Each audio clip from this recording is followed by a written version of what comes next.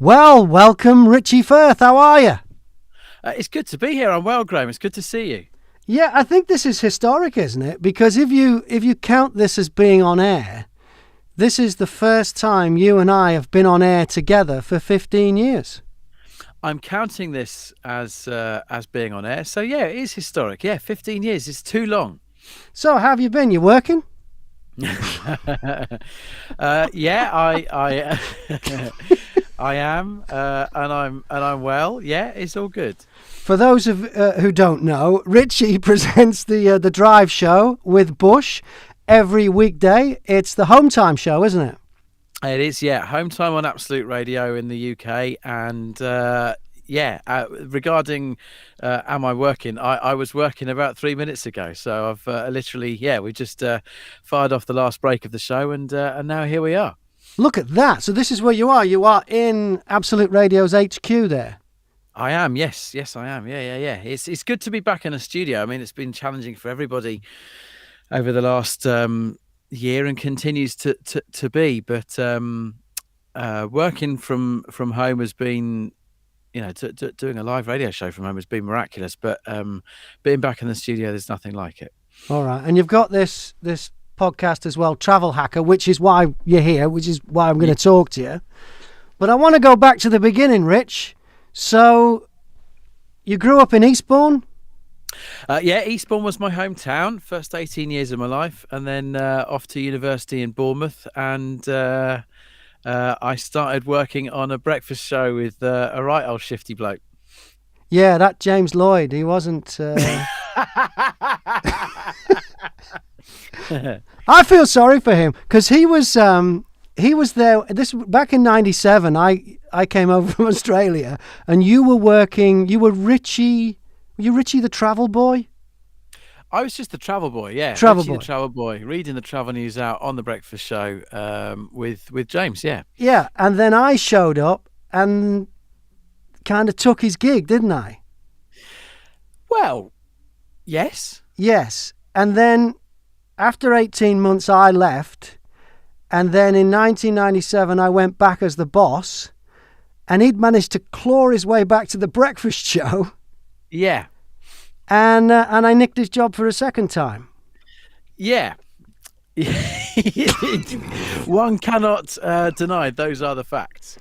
Yeah. So anyway, I started working with you. And after a while, you became Richie the Travel Chicken. I did indeed, yeah, and I hated it, but you were like what, 19, weren't you? You were still at university. I was still at university. You got to start somewhere. Absolutely, I loved the gig that I had, and I was very lucky. And I look back on it, look back on it right now with incredible fondness and realizing what a privilege it was. The bit that I hated about it was having to dress up in a very hot yellow chicken outfit every day. But it worked a treat, because we used to put you on like road bridges, and you would give us the travel news, and anybody driving past would see a giant chicken, and then next to a vehicle with our 102.3 dial position on it, and we used to pick up listeners that way, and it worked great. That was the deal. It did work well, and I had some marvelous opportunities of abseiling down buildings dressed as the chicken, and wing walking and jumping out of planes. Yeah, wing walking, that was funny. You were live on top of a biplane, weren't you? We threw you out of a plane, you parachuted as well. Mm-hmm. You did all that. And then after 18 months of that, then Christian O'Connell turns up, and you worked with him for the first time in Bournemouth.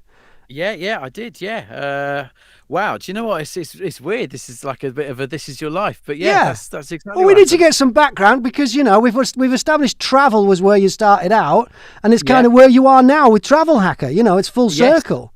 No, that is true. Do you know what? I hadn't actually joined that circle together myself. You're the one that's done that.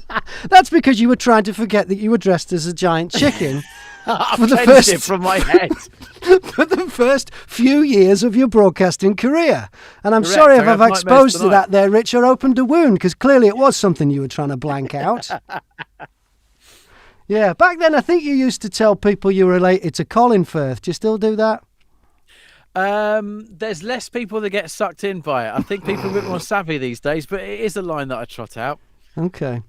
I met him. You did? Did you tell him that you used to impersonate a relative? No, I said to him very convincingly, because somebody once told me, just say it with conviction and people might believe you. And I Yes. said to him, I said, yeah, guilty look. I said to him, there's a chance that you and I are related because we both have the same surname. We're both Firths.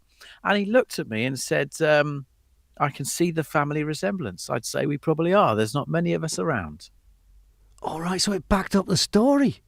It did, yeah. So it's not just backed it up. I feel I can now repeat it with some legitimacy. Having spoken to the man himself, yeah. Correct. So then you went to London and you did all sorts. I mean, what happened when you nearly got arrested trying to paint Buckingham Palace? What happened there? Ha! Well, that's interesting because I put that solely down to Chris Skinner, who I host the Travel Hacker podcast with. Right. He was producing the breakfast show on Absolute at the time, and it was at the time when Buckingham Palace had said it was needing to go through some extensive renovations. And the breakfast show was sponsored by Wix at the time. It still is. It's a really long-standing commercial partnership that Absolute have had.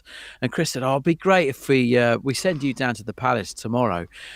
We found that Wix had in their range a paint that was called Majesty Red, and it was just perfect. Yes. So I got dispatched to Buckingham Palace with a tin of Majesty paint and some overalls. And as I was walking around the Mall, Chris said to me over the line, he said, "Why don't you just put the overalls on? It'll just look good. It goes the full sort of appearance." I went, "Oh, I don't know. It just feels weird enough." He goes, "No, do it." So I put on these white all-in-one, tradesman's coveralls and all that kind of thing. And there I am carrying around this this pot of paint all in one. And then suddenly 4 cop cars just screech out of nowhere up the curb. They're out with the guns and they're like, "What's going on? What are you doing? What are you intending to do?" And of course, I hadn't put 2 and 2 together. It just felt weird, but it looked like I was about to, in some sort of white outfit, just start chucking paint all over the palace. Yeah. I explained what was going on, and it de-escalated gradually. But it was really frightening at the time, I've got the little stop and search docket to show for it. Great publicity for the breakfast show, though. Yes. Secretly, yes, you must was. have been thinking, "Wow, this is going to get us noticed now." No. Well, I would have been. You're very different to me. I was having guns pointed at me and having cops pulled up round my neck, and it didn't feel great. Yeah, post it, you're kind of thinking, "Oh, that was good. That'll get talked about." But when you're in the middle of it, it wasn't much fun. Something that did get talked about, and I saw it on the TV, was the Red Bull soapbox thing, which you won. You won that, didn't you, with Christian?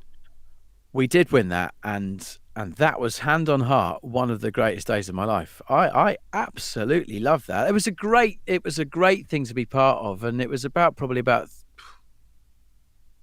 maybe about 4 years ago now, but maybe even longer than that. But still gets talked about so much. So many people will tweet, mainly, thankfully, due to the reruns on Dave. And their repeats policy, and say, "I've just seen you win the Red Bull soapbox race." It was an incredible day, and the closest that I will ever come to feel like a professional sportsman, because I think there's maybe about 40,000 people just all down the hills from Alexandra Palace down the side of the course, and it was a great day weather-wise that day, and I mean, just to participate in it was amazing, but to actually go and win it was never the plan. It was just to even get to race day with the kart that we designed and the story on the show and all that kind of thing was great. But to actually go and win it was incredible. Yeah, just great. So 97, I met you and we worked together at 2CR on the breakfast show. And then I abandoned you. And then I returned in 2005 for a few years. Yeah. And then I abandoned you again. Yes. And then you work with Christian O'Connell on the breakfast show on Absolute. And Christian abandons you and goes to Australia. It's me. I've come to realise it. That must have been a moment then. Like, what happens now? Yeah, it was. It was a huge surprise. He's done all right though, hasn't he? He's done really well. He's Yeah. done fantastically well. And it was a big surprise. But Absolute stood by me, and they were great. And I think I would have been hard to have predicted when that change happened that 6 months later we'd be starting a home time show together, Bush and myself, and that 2.5 years later it's going as well as it is. So out of quite a dramatic time, having we'd done that breakfast show together for 10 years, out of a time that was like, wow, what's going to happen now? Something great's come. And how did you get together with Andy? Because you already knew him, didn't you, from the GWR days? Andy and I had known each other for a long time from the GWR days. Yeah, quite right. He'd worked at the Bristol Breakfast Show for a long time. I'd worked obviously at 2CR for a long time, and we'd done breakfast show boot camps together from the GWR days. We'd worked on sort of like pilot coaching schemes and stuff together. So we'd known of each other for a long time. And then obviously when Andy started here at Absolute, we'd had that connection slash sort of history, both sort of gone through things together. So it was a good starting point for the show. And we'd both, I think both of us would say we'd both gone through sort of like local radio together. I think there's less of that these days. And we'd both stood on high streets of towns on a Saturday and done sort of like Black Thunder promotions and done the hard graft. So car dealers and all the rest of it. Yeah, correct. Yeah, we always blame the weather. That's it. Yeah, For the spot's running. Why is no one turning up? Yeah, and the weather's a great one because the at some stage when you're doing an outside broadcast from a car dealer's, the bloke that from the dealership will come over and go, not that many people have turned up, and you go, it's this weather. And so if the weather's really, really sunny, you go, when the weather's like this, no one goes out buying cars, they're all out the beach and that. And when the weather's bad, you go, it's this weather, no one wants to come out in the rain. It doesn't matter what the weather's doing, you always use the weather. It's the modern day equivalent of a text thing not quite taken off, and you're saying, the text system's down, but neither of you will bother to test just crushingly if you see your text come through. Exactly. So then, with that show, the home time, you've had a few successful bits on that though. There was the fish and chip tour, was a big deal, wasn't it? The fish and chip shop tour was fantastic. It was something that we'd wanted to do from the get-go.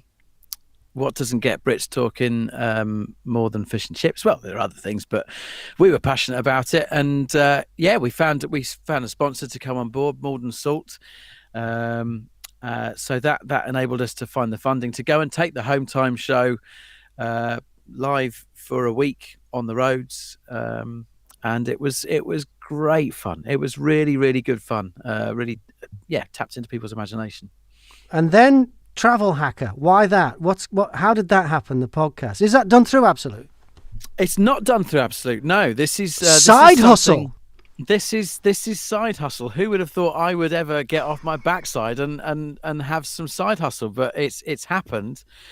It's something that I do with Chris Skinner. Chris was a guy that I met when he was producing the breakfast show with Christian, and we got on well. And Chris has obviously had his successes with podcasts, with working and producing the Bugle podcast. And he came to me, said, "Look, Chris," he said, "Rich, I think we've got a podcast in us. Let's sit down and talk about some of the things that you're passionate about, and I'd love to do a podcast with you." So we did, and there was sport, there was football, and then there's always been travel for me, travel nerdery, and we chatted about it, and I talked about some of the kind of things that I thought I'd like to try and do. I guess in some respects, the kind of stuff that we've done, it's been a similar kind of vibe to the stuff that I've always loved doing. I've always loved getting out and about and actually recording, or being out. You know, when we were doing our stuff with the Travel Chicken, you know, that was out and about. The Chip Shop tour has been out and about.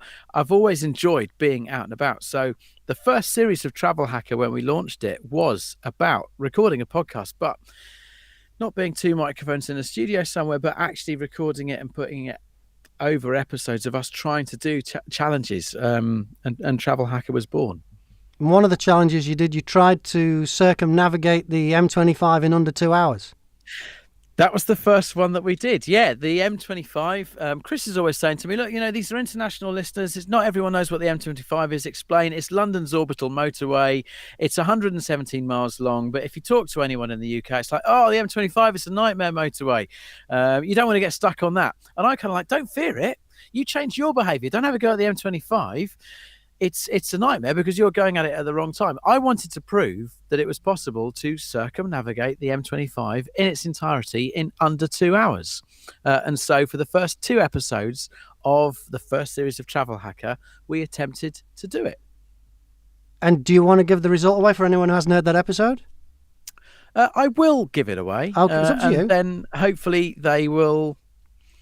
No, I'm not going to give it away. Okay, fine. That. Okay, I'm not fine. going to give it away. I'll tell you what I liked about that episode was in fact, all the episodes of Travel Hacker is the interesting little bits of useless trivia. For instance, I had no idea, because I was in Australia when they built the thing, that it started and ended at South Mims. Correct. And I found that out from listening to you. Who'd have thought I'd learn anything from you? Who would have thought? It's actually the only things you'll ever learn from me will be on the Travel Hacker podcast. There won't be anything that I ever do on a live broadcast. And that's turned out to be the way that the Travel Hacker podcast has evolved has actually been those kind of things. We don't often end up successfully hacking travel. I won't give too much away, but what people have turned out to like is the attempts at doing it. And as you say, the little bits of information that come out of it, the relationship between Chris and I whilst we are trying to hack travel, and that's what has kept us going, because we did that first series and then obviously COVID hit, and we were in a position where we couldn't get out and record travel hacks, but we did then have an audience that liked the podcast and wanted further series. So we've had to do now 2 holding seasons of the podcast where we've done fantasy hacks, kind of getting people travel ready for when restrictions ease and they're able to get back out, and ask our audience to get in touch with us and say, look, you know, what's the journey that you want to do that you've always thought about doing, and we'll provide you with the best ways or alternatives of doing it. And we'll get back to doing those live hacks and the big ones that we want to do. But it's been really fun these last 2 seasons, actually changing it slightly. It's been really exciting. I know you were always a fan of trivia about the London Underground. And I have 3 questions here. Would you like to take a bit of a challenge, Richie Firth? Would you like to take the Travel Hacker Challenge? I'd love to. I'm still competitive. Okay, I know. Right then. Longest escalator on the Underground, where is it? Angel.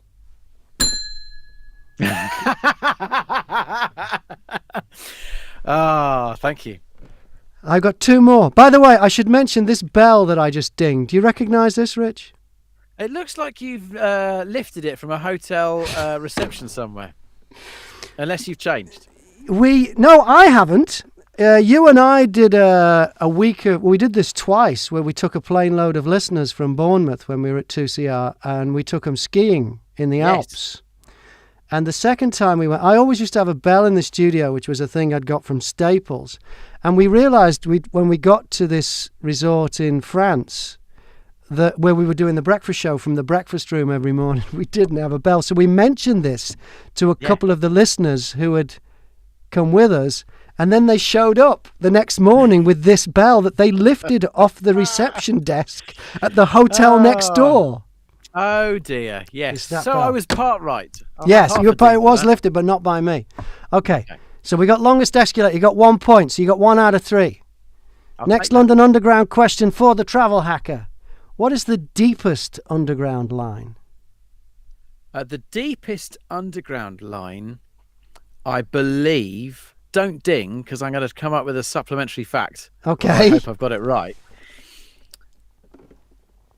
The deepest line is the Northern Line, I believe. I want to name the deepest station. I think it's... I don't know Heath. the deepest station. I think it's Hampstead Heath. You are right. It is the Northern Line is the deepest one. Which there's a clue there with Angel being on the Northern Line. Yeah, it's got the longest escalator. Okay, final question. You're doing really well. 2 for 2. Final question. The only tube line that intersects all the other tube lines. Cracking question, Richie. Cracking question. There is only one tube line that intersects all of the other tube lines. Which one is it? So even if you get this, you're still fine. You still got 2 out of 3. So the pressure's off. There's an answer I want to give, and I've been wanting to give it for about 10 seconds, but I'm just thinking about... I'm going to go with it. It's the Central Line. It's not the Central Line.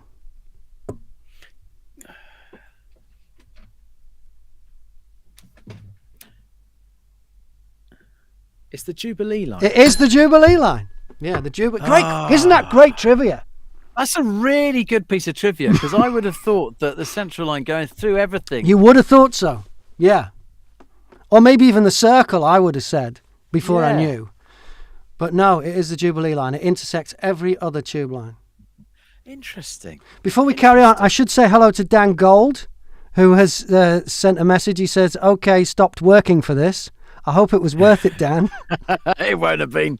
Yeah. But we don't get that many air traffic controllers. But anyway, no, he's not an air traffic controller. And also, Cider Emma sent a message. Used to love that breakfast show. So I don't know which one, but it'll be one of the ones you were on. I don't know which one. But, I think it will be you and I, yes. And it's a cider drinking West Country friend. Oh, is this because you used to make me play the Wurzels on the air? Has it got something to do with yeah, we were in Dorset, so they drink cider down there. So that's my detective work. Okay, let's get back to some travel hacks then. What is your favourite travel hack? Because I've got a couple to share with you that you might want to investigate on the podcast. It's up to you, but I'd like to know, as you are the travel hacker, if you've got some favourites, maybe a top 3 or even a top 1 travel hacks. Do you know what? I'm gonna go from that first season. The M25 one was really fun to do. It was the one that really was the chrysalis of the whole podcast. Mm-hmm. So I cherish that one. And when we get back out, little bit of a tip. When we get back out, I want to do it again, but anti-clockwise, because I'd said that. I want to do it clockwise, because we did it anti-clockwise because we drive on the left here in the UK. So I figured that you had more of a chance breaking the 2-hour barrier if you did anti-clockwise, because you're going to be further in on the concentric rings. Oh, I see. It's the inside lane. Yeah, I see. Yeah. Correct. Yeah. So when we get back out, we're going to try and do it again, see if we can break it in under 2 hours, but on the outside lane. So going clockwise. So anyway, I cherish that one. I think one of my favourites was trying to show that the quickest way to travel between London and Manchester was to get a train from London to Southampton. And then fly. Yeah. And then fly. And that caused a lot of arguments between me and Chris. That can't be quicker, though. I've done Euston to Manchester a few times because I used to work at Fix Radio and we had a breakfast show in Manchester. And so I've done that quite a bit, and it's really quite quick. It's like, I think it's 2 hours 20 minutes, something like that, on a train from Euston. It's to Piccadilly. 2 hours. Was there anywhere particular in Manchester the hack at? Did you have to get to like Old Trafford or something? Yeah.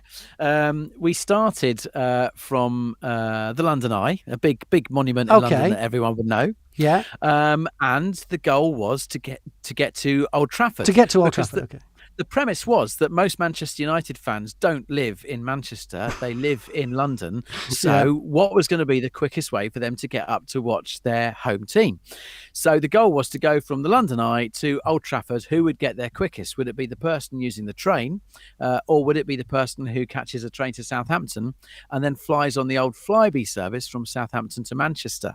Now, there was not much in it whatsoever. Really? It was a really bad result, I would say, for the railway. I'll be honest, I lost this one, but only by a matter of minutes. Only by a matter of minutes. And when you consider that I've gone on the train to Southampton and then caught a plane from Southampton all the way up to Manchester, there's no way there should only have been minutes in it. Because I've always wondered, I live in Hitchin, which isn't far from Luton Airport. And I've always wondered, when I go up to Liverpool to watch Liverpool back when we could go and watch football, whether it would be quicker for me to fly to Belfast and then catch another flight from Belfast to Liverpool than it would to take the train from Euston. Because to get the train from Euston from here, I have to go south into London to King's Cross St Pancras and then either walk or take the tube to Euston and then go north. Yeah. I don't know whether that's an idea of checking that one out.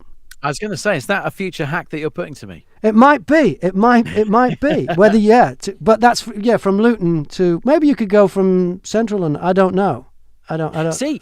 Already, this is dragging you in. This is why this is a good podcast, because who doesn't love that? When you think back in the day, right, when you're going to a really, really dull family meeting, all right, and you haven't seen loads of the family members, what's the first thing that everyone does? They talk about the route. How did you get here today? Oh, well, I took the A1. Oh, you took the A1. Oh, I wouldn't normally take that. I'd take the A3. And then suddenly people are talking about travel. Yeah. Oh, yeah. Everybody's it's a challenge, as you mentioned earlier, to everybody. Everybody wants to do it.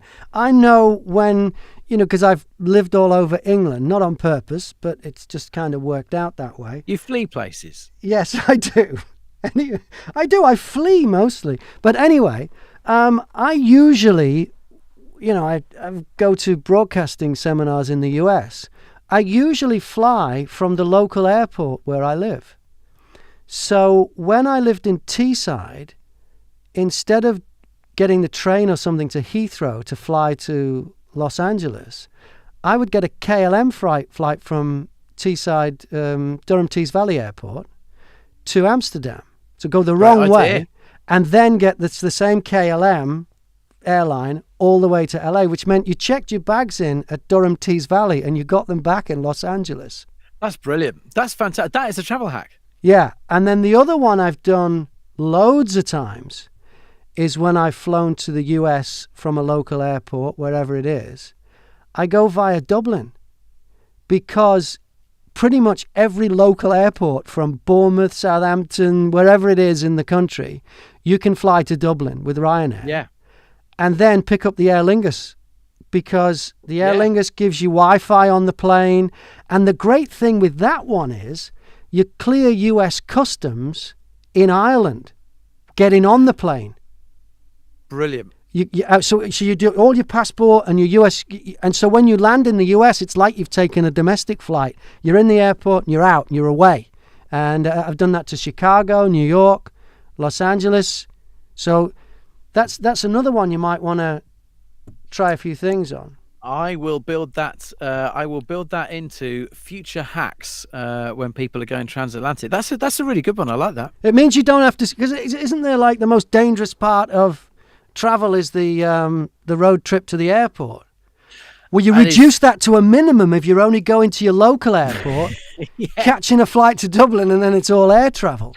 This is true, although they also say that the most risky bit is actually when you are literally driving home as well, because you feel like you know the roads, so you start to switch off. Yeah, well, then it's also shorter, though, than if you'd had to drive to Heathrow. That's true. Maybe I've actually completely missed my vocation and I should be in some kind of risk assessment. So, as we used to talk about on the radio, I used to be very anti-trains. In fact, I can remember at one stage suggesting that we rip up the rails and tarmac them and we'd get in more roads, which is what we need. Yeah. And you were very pro-trains. Having all your travel hacking experience, are you still pro-trains? I am still pro trains, but one of the episodes of Travel Hacker that we did do was where I said what a waste of money Crossrail is, and that I would stop building Crossrail immediately, and that they should spend the money on the River Thames. I see. So I tried to prove that you could get across London to Canary Wharf Yes. from Chelsea quicker if you go on the Thames Clipper. These things are fantastic. So these are high-speed catamaran. It's easy to say. Yeah. High-speed catamarans. That stop off at various piers along the Thames. And once again, I tried to prove that you could do that quicker than what was the scheduled timetable for Crossrail services. And my whole point was this was going to save billions. Oh, yeah, no tunnelling. Yeah. Yeah. I mean, they could, I mean, the tunnels are built. I can't get away from that. But I had a solution for that. I thought that could be actually a really, really good tourist opportunity for London. You could have sort of like some underground log flume. Turn them into something completely different. People would come from all over the world for the world's first ever underground log flume, and then you spend the money that you're saving on the riverboats. It's a good idea. I don't know where I'm at, which I'll make my decision on Crossrail when it's open, when everything gets back to normal. I did use the kind of half-arsed Crossrail, the north-south half-arsed Crossrail, every day when I worked at Fix Radio, because from Hitchin here you can get on a train and you can go all the way. I think you can go all the way to. Well, you can definitely go all the way to London Bridge. I used to get off at Blackfriars because you can go all the way to Brighton, Thameslink. You can go all the way to Brighton. That's right. You can go all the way to Brighton from like Peterborough, can't you? You can do. I think you do Peterborough to Horsham, and you can do Cambridge to Brighton. Cambridge to Brighton, yeah. Well, I used to do that every day. I actually learned out a little trick with that. Do you ride Thameslink? What's the trains you use to get into the city? Greater Anglia is my mob, but I'm familiar with Thameslink. Thameslink is a good little tip, you know. They have a first class at the front and a first class at the back. Right. You can go in the first class at the back on a standard fare ticket. How? You just go in it. It's deregistered. But you have to, and it is a first class, because when the train's coming the other way, it is the one at the front. In which case you have to get in the other one if you come in the. That is a good little tip that not everybody knows. And I've been on there, and a ticket inspector has got on and checked my standard class ticket and gone, fine. It's as long as you're in the first class at the back of the train in the direction the train is moving. Wow, that's amazing. That's amazing. Yeah, there's a little travel hack for you, Rich. That is a hack. That is a really good one. Yeah. Most of mine are saving time, but this one is saving money, which actually could be a little bit more useful. Well, also, I mean, sometimes, like when I went in the morning, you could often get a seat back there that you couldn't get in cattle class because not everybody knew the trick. Yeah. Good point. Yeah. So what have you got coming up? You've got these virtual ones then. So we're coming to the end of our third series, which have been, as we've been calling, the fantasy travel hacks. So that's people getting in touch with us and saying, "Hey, I want to do this. I want to go there. How would you do it?" And so we've had good fun with those. When we start back up again with series 4, we want to be back out and actually hacking proper out and about journeys. So some of the ones that we've got in mind, we want to see if we can resurrect the canals of the United Kingdom. What's that face for? Seriously, they're underused, the waterways of this country. Yeah, but it's going to take weeks, Richie. Where are you going to go on the canal? I think, look, the River Lee goes from the London Olympic Park out to where I live, a little place called Ware near Hertford. Mm-hmm. And I think there is a chance that I could make it quicker home on the River Lee than certain forms of public transport. So I'm going to try and prove that. Obviously, I want to get round the M25 clockwise in under 2 hours. So that's a big goal. I once attempted to break the world record for the London Underground in the quickest time possible. That's every station, isn't it? You have to get on every station in 270 stations in 16 hours and 32 minutes. That's kind of where the record is. I did it in 18 hours and 1 minute, so I missed it by this much. But I've not finished with the London Underground, so there's a hack to do with that I fancy as well. So plenty still to do. All right. It's called Travel Hacker. It is Richie Firth, Travel Hacker, and there's 3 series there ready for you to enjoy. They're all rather different, and there's a 4th in the pipeline that we're very excited about. If you can't wait that long, you can hear Richie tomorrow afternoon on the Home Time Show on Absolute Radio. 4 till 7, Monday to Friday on Absolute Radio. Talk far less about travel on Absolute Radio's Home Time Show. We'll be talking about Travel Hacker on podcast radio. I do the countdown, which is called the Pod 20, every Friday at 5 o'clock. Richie will be my guest in 2 weeks' time, once I've cut up this interview into ribbons and all the take out all the boring bits, and which will be my bits, and then we'll put that on there. And then Richie, great to catch up with you again. I can't believe it's been 15 years since we've done something together. But good to talk to you. It's been fantastic. Great to talk to you. It's been too long, and looking forward to being on the show. And good luck with the new house and the babies and the whole thing. You just keep having these damn kids. Yes, plenty. Yeah. Yes, plenty happening. Plenty happening. All right, Richie Firth. Thank you. Thank you.